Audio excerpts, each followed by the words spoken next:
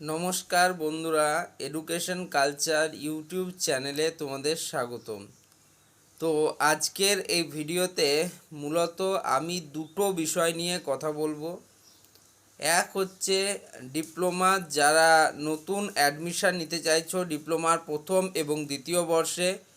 তোমরা জেক্সপো ভোগলেট আগে বলা হতো, এখন ডিপ্লোমার প্রথম এবং দ্বিতীয় বর্ষে অ্যাডমিশানের জন্য তোমরা যারা অ্যাডমিশান নিতে চাইছো তাদের জন্য এই ভিডিওটা ইম্পর্টেন্ট। এবং যারা অলরেডি তোমাদের ডিপ্লোমার ফার্স্ট, থার্ড এবং ফিফথ সেমিস্টার এক্সাম দেওয়ার পর রিভিউয়ের জন্য অ্যাপ্লাই করেছো তাদের জন্য ভিডিওটা ইম্পর্টেন্ট। তো তোমরা ভিডিওটা শেষ পর্যন্ত দেখো, তাহলে জানতে পারবে যে কি টপিক নিয়ে আজকে কথা বলবো। সবার প্রথমে আমি দ্বিতীয় পক্ষে আসছি, যে ডিপ্লোমার রিভিউ যারা করেছো পরীক্ষা দেওয়ার পর, রেজাল্টের পেপার রিভিউ করেছো তাদের ব্যাপারটা। দেখতে পাচ্ছি বিভিন্ন জায়গায় কিন্তু স্টুডেন্টরা কমেন্ট করছো, এমনকি পার্সোনাল মেসেজ করছো যে দাদা ডিপ্লোমার রিভিউ রেজাল্ট কবে বেরোবে।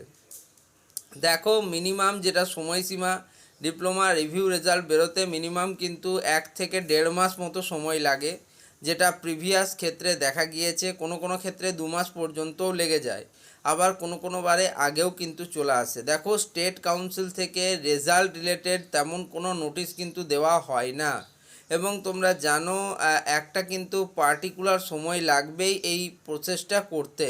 মূলত তোমাদের কপিগুলোকে কিন্তু রিচেক করা হবে না, বরং সেখানে কিন্তু নাম্বারসগুলো কাউন্ট করা হবে, যে যোগে কোথাও ভুল হয়েছে কিনা স্ক্রুটিনাইজ করা হবে।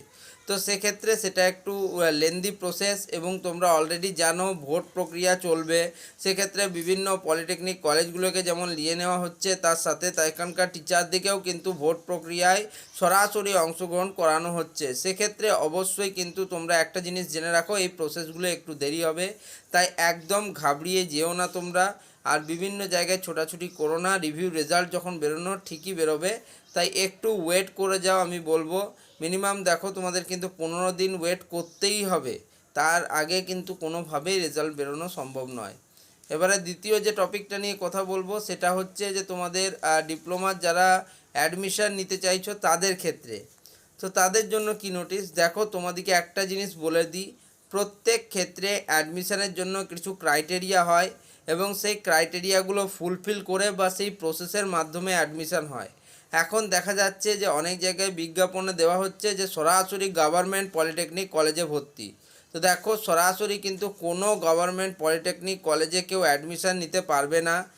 এটা কিন্তু একদম তোমাদের হচ্ছে প্রতিষ্ঠান বিরোধী, এবং যারা এই সমস্ত কাজগুলো করছে তারা কিন্তু ভুল করছে। তার কারণ দেখো, ডিপ্লোমার অ্যাডমিশনের জন্য সবার প্রথমে অ্যাপ্লিকেশন ফর্ম ফিল আপ করা, দেন তারপরে তোমাদের কিন্তু র্যাঙ্ক কার্ড পাবলিশ হওয়া, যেহেতু এখন পরীক্ষা হচ্ছে না, র্যাঙ্ক কার্ড পাবলিশ হওয়া, তারপর তোমাদের হচ্ছে কাউন্সিলিং, চয়েস ফিলিংয়ের মধ্যে দিয়ে তোমাদের কলেজে অ্যাডমিশান নেওয়া, ডকুমেন্ট ভেরিফিকেশান করা, রেজিস্ট্রেশন করা, অনেক প্রসেস করে তারপর কিন্তু অ্যাডমিশান নেওয়া হয়। অ্যাডমিশান এত সোজা বিষয় নয়। সেক্ষেত্রে তোমাদের যারা এই সমস্ত বিষয়গুলি বলছে যে সরাসরি গভর্নমেন্ট পলিটেকনিক কলেজে ভর্তি উইদাউট র্যাঙ্ক কিছু টাকার মাধ্যমে, তাহলে সেটা কিন্তু সম্পূর্ণরূপে ভুয়ো তথ্য, এবং সেই সমস্ত তথ্যতে তোমরা একদম বিশ্বাস করবে না। একদম ভ্যারিফায়েড যদি তোমাদের নোটিশের প্রয়োজন হয়, একদম 100% যদি কাউন্সিলিং কেরিয়ার গাইডেন্সের প্রয়োজন হয়, এই চ্যানেলটা ফলো করো, ফ্রি অফ কস্ট, কোনো টাকা নেওয়া হচ্ছে না স্টুডেন্টদের কাছ থেকে,